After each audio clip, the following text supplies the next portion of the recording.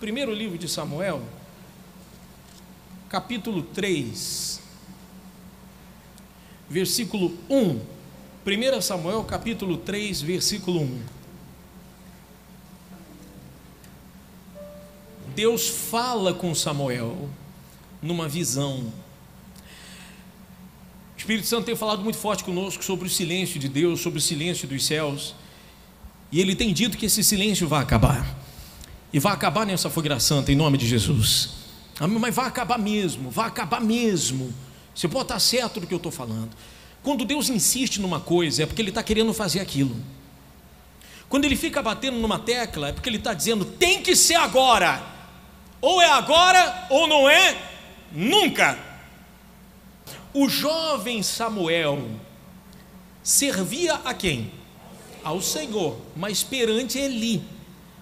Preste atenção no detalhe, ele servia a Deus, mesmo estando diante do homem, diante de um profeta, mas fica claro que ele era servo de Deus, e não servo do profeta. Então, Samuel servia ao Senhor perante Eli. Olha só o silêncio. Naqueles dias, a palavra de Deus era muito rara, muito rara. As visões não eram frequentes. Então você vê que a coisa mais difícil que existia nessa época era Deus o quê?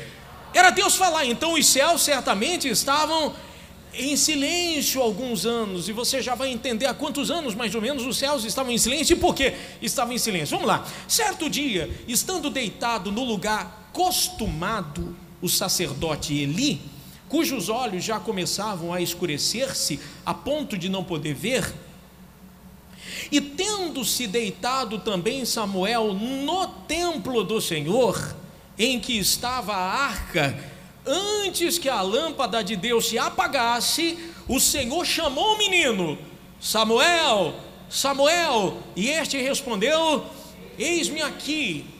Correu a Eli e disse, eis-me aqui porque tu me chamaste. Mas ele disse, eu não te chamei, torna a te deitar. E ele se foi e se deitou. Tornou o Senhor a chamar Samuel, e este se levantou e foi a Eli e disse, eis-me aqui porque tu me chamaste. Mas ele disse, eu não te chamei, meu filho, torna a deitar-te. Porém Samuel ainda não conhecia o Senhor. Repete comigo, e ainda não lhe tinha sido manifestada a palavra do Senhor. Samuel aqui, segundo os estudiosos da Bíblia, dizem que ele tinha mais ou menos uns 12 anos. Então no mínimo Deus não falava há quanto tempo? Aí, no mínimo há 12 anos Deus não falava. Ele não conhecia a voz de Deus ainda. O Senhor, pois, tornou a chamar Samuel pela terceira vez. Ele se levantou, foi a Eli e disse, eis-me aqui porque tu me chamaste. Então entendeu Eli que era o Senhor quem chamava o jovem. E por isso Eli disse a Samuel, vai deitar-te, e se alguém te chamar, dirás, fala Senhor, porque o teu servo ouve. E foi Samuel para o seu lugar e se deitou. Então veio o Senhor e ali esteve e o chamou como das outras vezes, Samuel, Samuel, e este respondeu, fala, porque o teu servo ouve. E disse o Senhor a Samuel, eis que eu vou fazer uma coisa em Israel, a qual todo que a ouvir lhe tinirão ambos os ouvidos. Lá no versículo 19, para a gente adiantar, crescia Samuel, e o Senhor era com ele, e nenhuma de todas as suas palavras deixou cair por terra. Meu Senhor Jesus, eu peço a tua direção. Eu sei que eu não sou digno de transmitir a tua palavra. No passado, quando alguém levava o recado de um rei, era uma pessoa de extrema confiança, que dirá, eu trazer um recado do Rei dos Reis. Então, fala conosco, meu Pai. Este é o momento em que o diabo mais trabalha na igreja, é o momento da palavra, mas também é o momento em que o Senhor mais trabalha. Então, quem tem ouvidos para ouvir, ouça o que o Espírito tem a dizer às igrejas, e que da tua palavra saia virtude, poder, para fazer o que nós pedimos no começo da reunião, que o Senhor venha acender a chama e fazer a diferença, em nome de Jesus, e os que creem digam amém. Muito bem, nós temos aqui alguns pontos em comuns que eu queria falar com você rápido antes de buscar o Espírito Santo. Primeiro, Samuel servia a Deus diante do homem. Servia a Deus diante do homem. Qual é o perigo de uma pessoa se apegar ao homem? Qual é o perigo dela servir ao homem? O perigo é um só. Se o homem pisar na bola, a fé dela acabou, a vida dela acabou e a comunhão dela com Deus acabou. Detalhe: os filhos de Eli eram homens terríveis. Quem conhece a história de Eli, Ofni e Finéias, que eram os filhos de Eli, eram homens endemoniados, filhos de pastor, mas endemoniados. Eram homens que se deitavam com as meninas na porta do templo. Eram homens que roubavam o sacrifício que o povo colocava no altar. E Samuel via tudo isso e nunca se corrompeu com isso, porque ele não servia ao homem, ele servia a quem? A Deus. Então, primeiro, não existe desculpa para se corromper. Não existe desculpa para ficar com o coração sujo. Não existe desculpa para ter maus olhos. Não existe desculpa para ter malícia. Porque quem serve a Deus não olha para o homem. Olha para quem? Olha para Deus. Primeiro ponto. Segundo ponto. Boa noite. Tem que se mexer, gente. Tem que se mexer para acordar quem está do lado. Por favor. Segundo ponto, você leu aí no versículo 1 que a palavra do Senhor era muito rara nesta época. Muito rara. Então, o que mais me incomoda nessa mensagem, o que mais me incomoda nessa palavra, poxa, eu já li tantas vezes, já preguei tantas vezes isso aqui, e hoje, isso me incomodou demais quando eu estava lendo, e vendo que a palavra de Deus não era rara, que os céus estavam em silêncio, que Deus não falava, e isso não incomodava o sacerdote. O silêncio de Deus não incomodava ele. O silêncio de Deus não mexia com ele, poxa. Porque geralmente quando você está com um problema, isso deixa você inquieto, não é uma realidade? Poxa, você fica inquieto, você não tem paz, você coloca a cabeça no travesseiro, aquilo está ali mexendo com você, você acorda, aquilo está mexendo com você. E o maior problema de um sacerdote é quando Deus não fala com ele. Se Deus não fala com ele, acabou a vida dele, acabou o ministério dele, porque ele se resume em ouvir a voz de Deus e transmitir o recado de Deus. Quer resumir a vida de um pastor? É isso: ouvir a voz de Deus e transmitir o recado. Se ele não ouve a voz de Deus, acabou. Ele vai fazer o que nessa terra? É melhor morrer. O camarada não ouvia mais a voz de Deus pelo menos há 12 anos. E ainda assim o silêncio dos céus não incomodava ele em hipótese alguma. E o que mais incomoda a gente dentro da igreja é quando a gente vê uma pessoa que os céus estão em silêncio para ela e ela não está nem aí. O silêncio do céu não incomoda ela. A vida dela do jeito que está não incomoda ela. Meu Deus do céu, só falta abrir a cova e fazer o quê? Medir 7 palmos, é ou não é? E enterrar. Porque pelo amor de Deus, gente, se o marido no braço da amante não mexe com você, o que é que vai mexer? Se o filho nas drogas não mexe com a senhora, não te incomoda, o que é que vai te incomodar, mãe? Se viver na miséria não te incomoda, o que é que vai te incomodar? Se não ter a presença de Deus não te incomoda, o que é que vai te incomodar? Estava lá o Eli engordando, a Bíblia diz que ele estava velho, cego, ele já não enxergava, sentado. Se você vê a morte de Eli, ele morreu sentado. De tão acomodado que ele estava, a cadeira quebrou, de tão gordo que ele estava. Está na Bíblia. Ele caiu para trás, quebrou o pescoço. Está amarrado, rapaz. Mas você vê o que é o comodismo dentro da igreja? Então ele não ouvia a voz de Deus. O silêncio dos céus não incomodava ele. Eu fico me remoendo quando eu vejo o povo numa situação difícil e eu estou vendo que os céus estão em silêncio. Como é que eu vou ficar quieto? Meu Deus, como é que eu não vou provocar uma situação para Deus fazer o quê? Quebrar este silêncio, ouvir o meu povo, tirar o meu povo dessa situação difícil, porque sacerdote que sou eu, se eu vejo o povo derrotado e eu não faço nada. É verdade ou é mentira, gente? Poxa, mas sabe qual é o problema? Leia aí comigo de volta, vamos lá. Versículo 2 diz assim, ó: certo dia, estando deitado aonde? No lugar acostumado. No lugar acostumado. Então a vida, o sacerdócio para ele virou um costume, virou uma rotina, virou uma coisa natural. Agora olha a diferença de Samuel, versículo 3: e tendo-se deitado também Samuel aonde? No templo do Senhor, em que estava a arca Antes que a lâmpada de Deus se apagasse, o Senhor chamou o menino. Então, enquanto o profeta Eli estava acostumado a deitar longe do altar, Samuel, sendo um garoto, ele já era diferente. Ele estava deitado perto de onde? Ele sabia que ele não podia subir ao altar. Ele ainda não era sacerdote, estava sendo preparado para o sacerdócio, mas ele estava o mais próximo possível da arca, o mais próximo possível do fogo, o mais próximo possível do altar. E aí que está a diferença das pessoas dentro da igreja. Há aqueles que se acostumaram a frequentar a igreja, eles estão acostumados, já tem os dias certinhos, né, que ele vem na igreja, ele está acostumado a ouvir a palavra de Deus, ele se acostumou a orar, ele se acostumou a fazer uma corrente, mas ele está longe de onde? Ele está longe do altar, ele está longe do altar, meu Deus. Como é que Deus vai falar com uma pessoa longe do altar? Como é que Deus vai mudar a vida de uma pessoa longe do altar? É impossível. É impossível, gente. Desculpa. É impossível.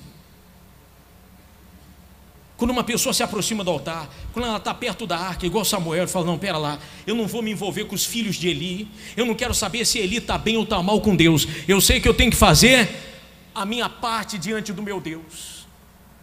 Então há 12 anos Deus não falava, há 12 anos os céus estavam em silêncio, Deus tinha que fazer alguma coisa para mudar essa situação. Então Deus teve que fazer nascer uma criança chamada Samuel, que nasceu de um voto, que nasceu de um sacrifício, porque Samuel foi fruto do quê? O sacrifício de Ana no altar. Meu Deus, olha, se o Senhor acabar com a minha vergonha, não é o que diz lá no capítulo 1, o voto de Ana, se o Senhor me der um filho homem, eu o darei para ti todos os dias da vida dele, ele vai ser teu, eu sacrifico ele no teu altar, eu só quero que o Senhor arranque a vergonha da minha vida. Então você vê que Deus só quebra o silêncio através de um sacrifício, não tem jeito. O sacrifício de Ana fez nascer Samuel, e quando Samuel cresceu, o silêncio pôde se quebrar, porque Deus viu que aquele garoto, fruto de um sacrifício, fruto de um voto, seria o futuro de Israel. Não estava nascendo um garoto, estava nascendo o futuro de Israel, estava nascendo o maior sacerdote que já pisou nesse planeta Terra. Amém, gente? Estava nascendo uma pessoa diferente.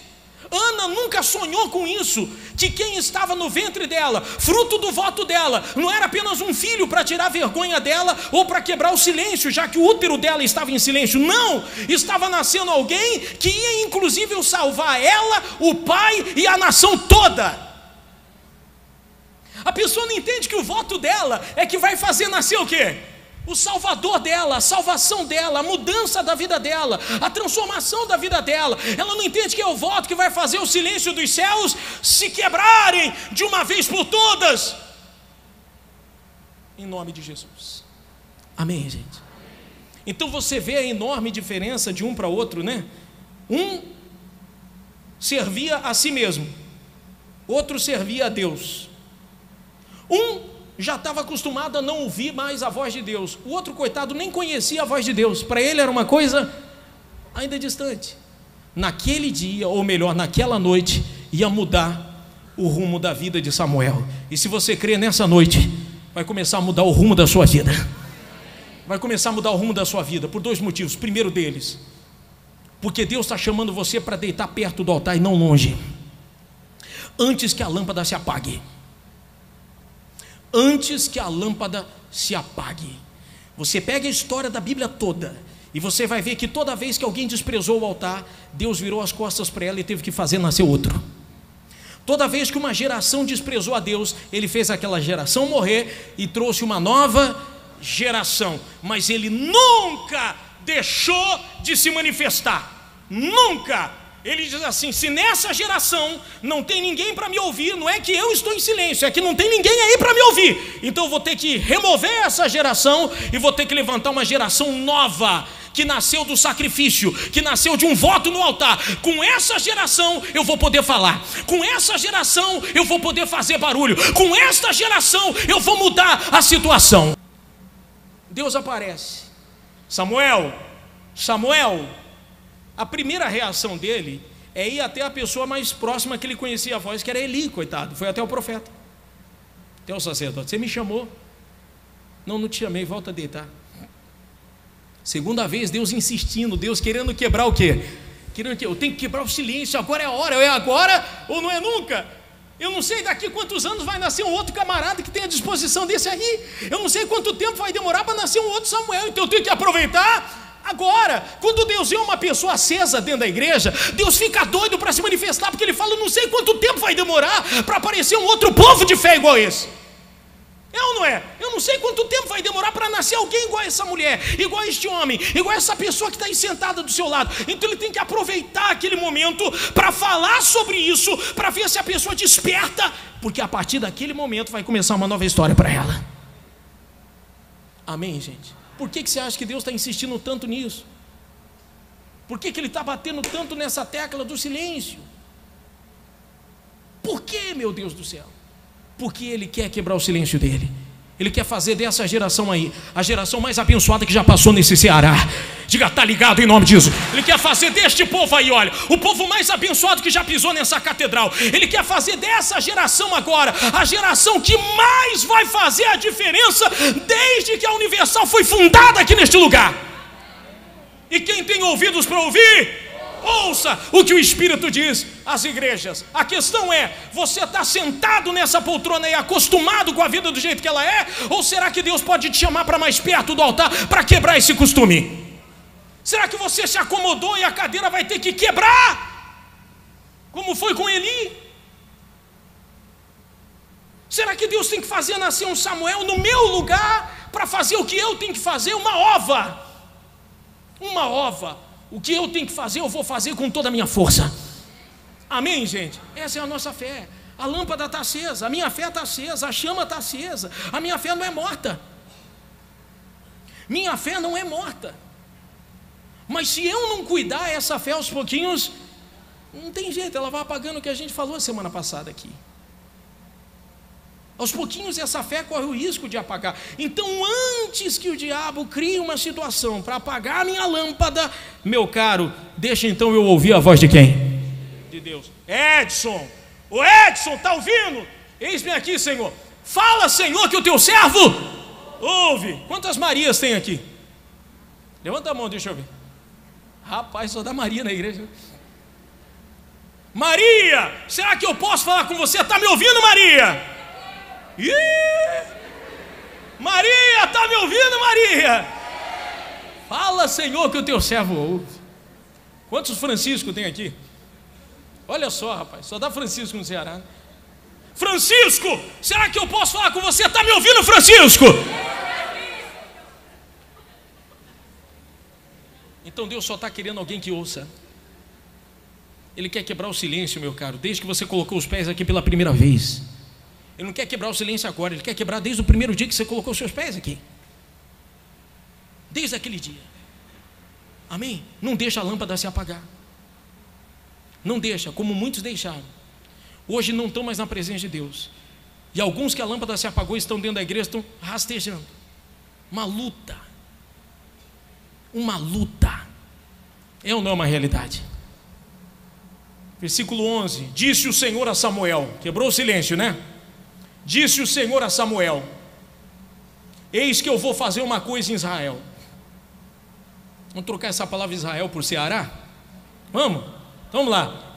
Vou fazer uma coisa no Ceará, a qual todo que ouvir lhe tinirão ambos os ouvidos. Para fazer o ouvido tinir tem que ser um som bem alto. Lembra da mensagem que ele disse que queria gritar como uma parturiente? Eu vou gritar, por muito tempo eu me calei, poxa, eu estive em silêncio, mas agora eu vou gritar como uma mulher dando a luz. Então ele quer fazer algo neste Ceará, que todo mundo que ouvir vai falar assim: meu Deus, que coisa gloriosa Deus fez naquele lugar. Amém, gente? Que coisa maravilhosa Deus fez naquele lugar. Quem lhe ouvir lhe tinirão ambos os ouvidos. O meu silêncio vai se calar, vai se quebrar. 12 anos eu estou com um grito entalado aqui na garganta, Samuel. Esse Eli aí, ó, está dormindo, se acostumou do jeito que está. O meu silêncio não incomodou ele, eu não posso mais contar com ele. Mas já que você está vivo, Samuel, já que graças a um sacrifício da sua mãe nasceu alguém que pode me ouvir, então eu vou falar com você, e você vai transmitir o meu recado, e todo mundo que ouvir vai tinir os ouvidos, porque eu vou sacudir esse Israel, vou virar ele de perna para o ar. Para terminar, versículo 19: crescia Samuel, o Senhor era com ele, nenhuma de todas as suas palavras deixou cair por terra. Você vê que o garoto foi crescendo e cada vez mais perto de onde? Do altar, cada vez mais perto de Deus, a lâmpada cada vez mais acesa, nenhuma palavra caiu por terra, nenhuma. O que ele falava acontecia. É o que tem que acontecer depois dessa fogueira santa. O que você falar tem que acontecer. A gente está cansado de falar e não acontecer coisíssima nenhuma. O que você falar vai ter que acontecer, em nome de Jesus. Então nem pense em ficar longe do altar, nem pense em deixar sua lâmpada se apagar. Não dê desculpa nenhuma para Deus. Por favor, não seja um Eli, seja um Samuel. Quando ele te chamar para o altar, fale para ele o quê? Eis-me aqui, Senhor. Fala, Senhor, que o teu servo ouve. O que o Senhor quer que eu faça no altar? Sem medo. Não é só entrar em fogueira santa. Meu Deus, o que o Senhor quer que eu faça no altar? O que o Senhor quer? Pode pedir, meu Deus. Ainda que venha tinir os meus ouvidos, ainda que venha mexer, ainda que venha dar tremedeira nas pernas, venha suar frio, pode pedir, meu Deus. E o que ele falar com você, não tenha medo, vai e faça. Vai e faça, que esse silêncio vai se quebrar. O extraordinário vai acontecer. Satanás vai ser envergonhado, esse desgraçado, esse maldito vai ser envergonhado, como nunca foi nesse lugar, ele vai ser envergonhado. Vai esmagar a cabeça desse miserável, como nunca antes ele foi esmagado. Ele nunca mais vai esquecer dessa fogueira santa de Elias, nunca mais. Ele pode esquecer de todas as outras que ficaram em silêncio, mas dessa ele nunca mais vai esquecer. Ele vai para o inferno, meu caro, cravado na testa dele, fogueira santa da resposta. Ele vai para o inferno gravado na testa dele. E quando chegar lá e Lúcifer perguntar: o que é isso, rapaz? Olha, eu tive que ir para fora, porque foi tanta bênção que eu não aguentei, eu tive que vazar. É o que vai ter que acontecer, em nome de Jesus. No dia 14 de dezembro é o que vai acontecer. Que dia? Fique em pé, por favor, em nome de Jesus. Nós vamos buscar o Espírito Santo. Amém. Se você estava mais ou menos como Eli, um pouco longe do altar, se acostumou com a vida do jeito que ela é, o silêncio já não te incomodava, para você tanto faz como tanto fez, já tinha até se acostumado e já tinha até aceitado as coisas do jeito que elas estão, não do jeito que elas são, porque elas não são assim, mas do jeito que elas estão. Mas hoje você quer dizer assim: poxa, meu Deus, eu quero ficar perto do altar, perto da arca, antes que a lâmpada se apague, antes que seja tarde demais e não haja mais cura para mim. Vem aqui pertinho do altar, aqui, olha, por favor. Isso aqui é uma maravilha, o altar é uma coisa gloriosa. Isso. Deus te abençoe.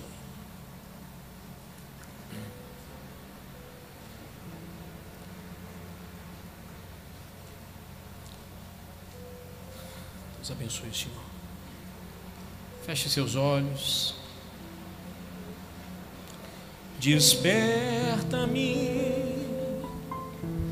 antes que anoiteça,